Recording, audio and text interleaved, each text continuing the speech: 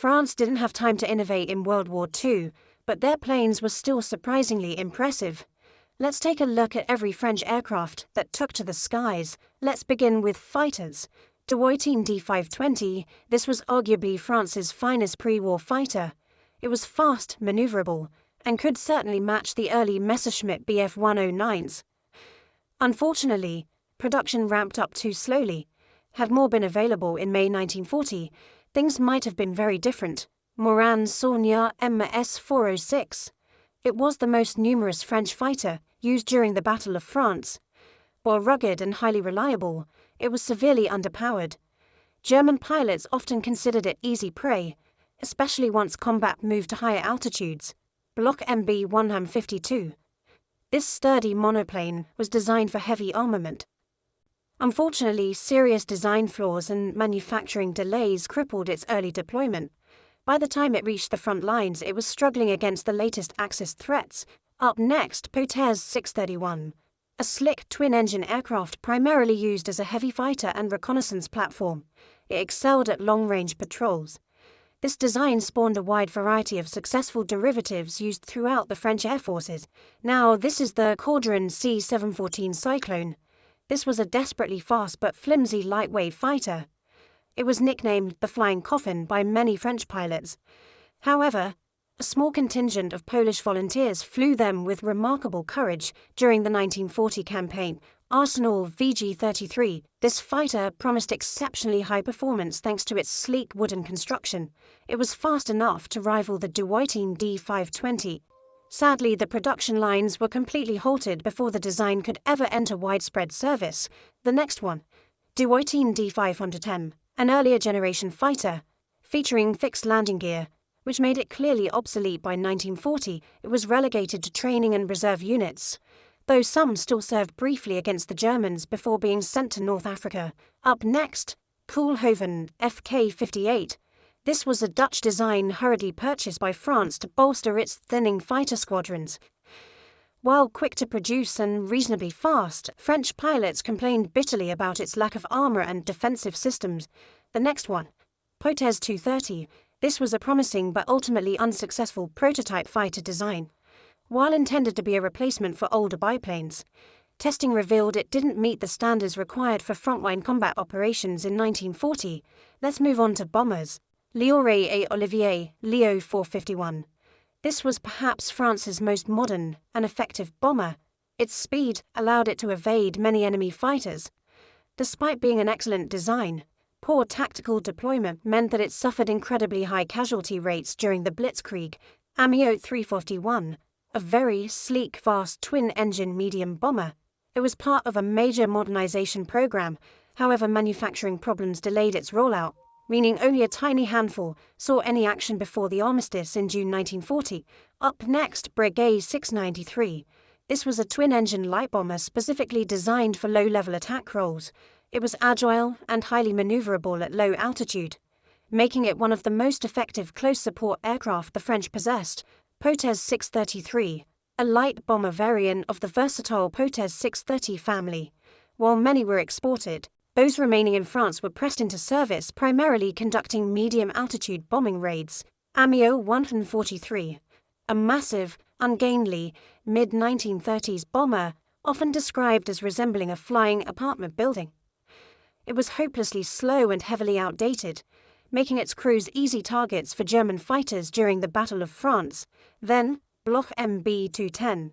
This was a large twin-engine night bomber, known for its rather unusual fixed landing gear. By the time the war began, its speed was inadequate and it was primarily used for training and transport roles. Up next, NC-223. Originally designed as a transatlantic mail plane, this massive aircraft was converted into a four-engine heavy bomber. One variant famously conducted a symbolic raid on Berlin in the opening stages of the war.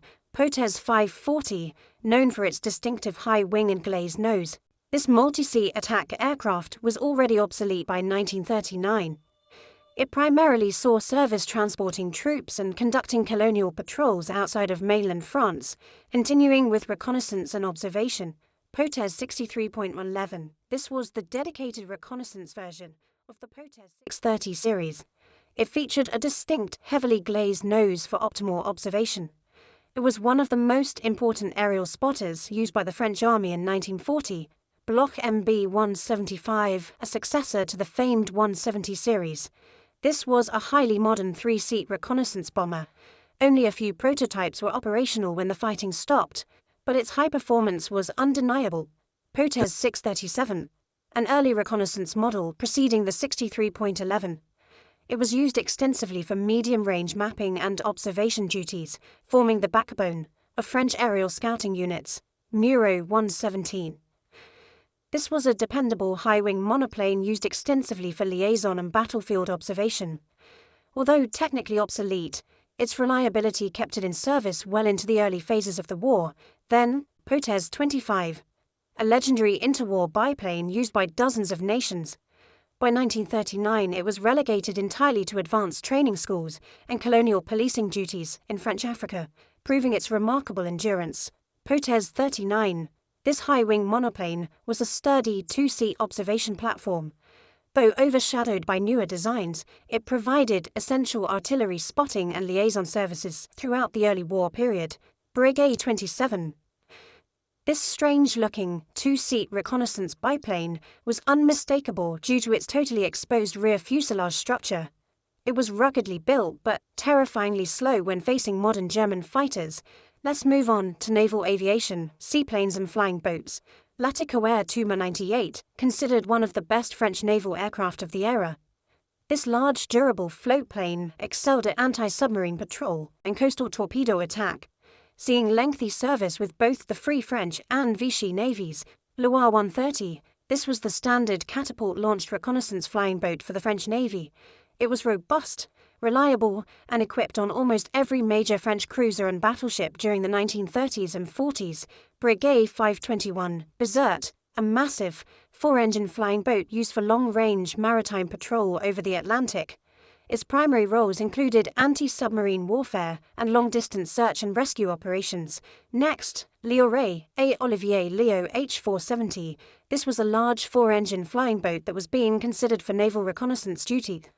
However, development stalled, and only a single prototype was ever built and tested.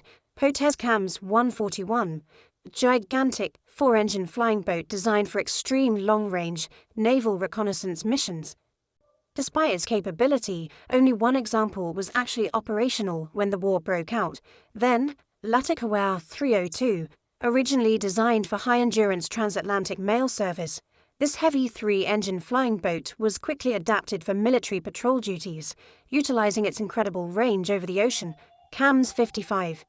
This was an older biplane flying boat design. While slow and outdated, its rugged structure made it a remarkably dependable asset for basic coastal and harbor reconnaissance patrols. Next, Loire 70. This was a large three-engine flying boat used for maritime reconnaissance. By 1939, it was starting to show its age, yet it still performed vital patrol duties in the Mediterranean and North Atlantic.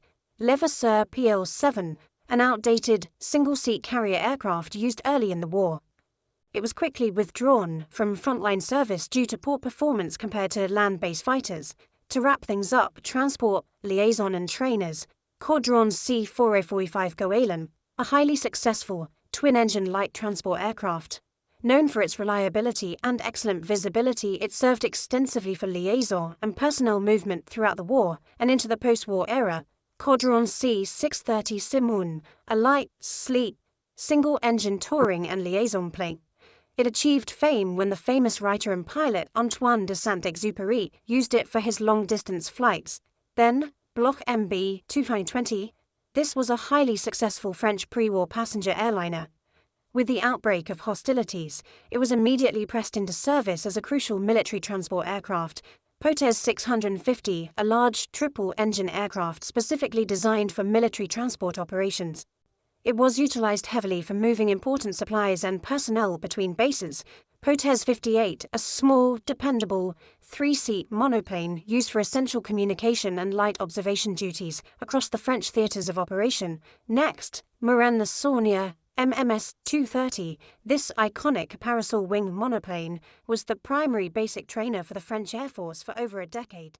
It was the aircraft on which most young French pilots learned their fundamental flying skills. Next, Caudron C-400 Fallon, a small, high-wing cabin monoplane used extensively for liaison and utility duties by the French military, valued for its simplicity and robustness. Potez 29, an older, biplane transport design that offered remarkable payload capacity. While outdated, it remained a stalwart transport workhorse, particularly in the North African colonies. The next one, Farman F-224. This was a huge 4-engine high-wing aircraft, originally designed for civil airliner service. It was quickly adapted to serve as a military transport, moving large quantities of troops and supplies.